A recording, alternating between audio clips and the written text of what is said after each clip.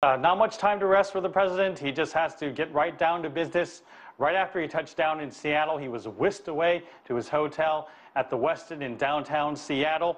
At the same time, a number of sideline deals were happening between Chinese companies and local companies in Washington, including ones on clean energy and a deal for a technology incubator between Shenzhen and Seattle.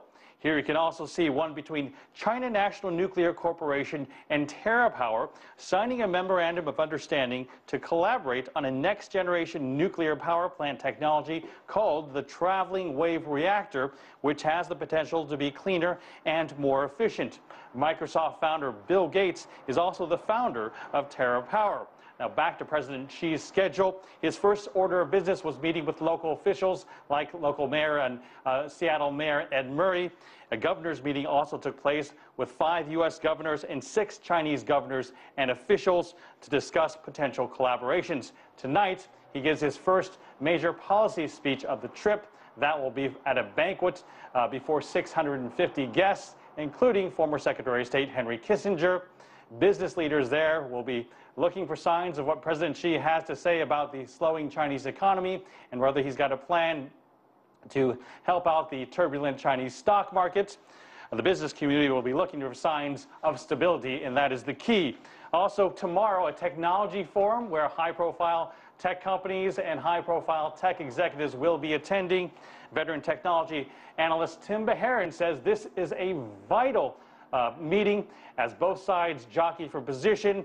Many technology companies in the U.S. are lining up to try and get greater access to China, while the Chinese government prefers that they have their data and servers within China, granting them access. 2 different ideas. Hopefully, Tim Beheron says, new ground can be found. Even now, Apple and Microsoft won't even let the U.S. government get into our servers. How in the world are they going to let the Chinese?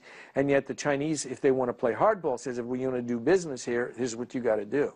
So I actually think this particular summit, from a political standpoint and a diplomatic standpoint, is very important because hopefully they'll come to a middle ground.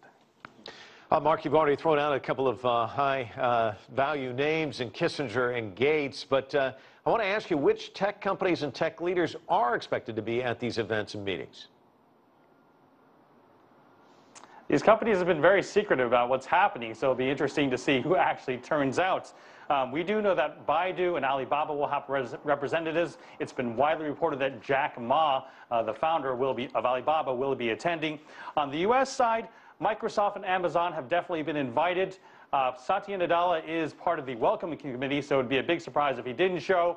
Also, Jeff Bezos has been, his name has been thrown out. It's likely he'll be attending, but Amazon has not confirmed that.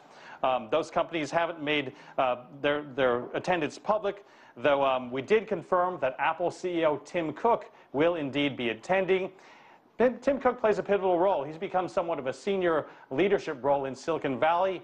He spoke earlier this year at the White House Security Summit, Cybersecurity Summit, emphasizing that we must get this right now, the balance between security and privacy.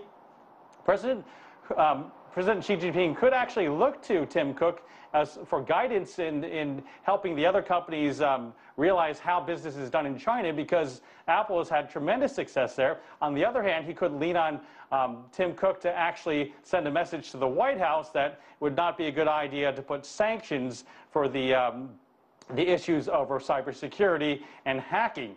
So Apple, with the success in China and the U.S., may be in the best position to convey a message and bridge the gap between both sides.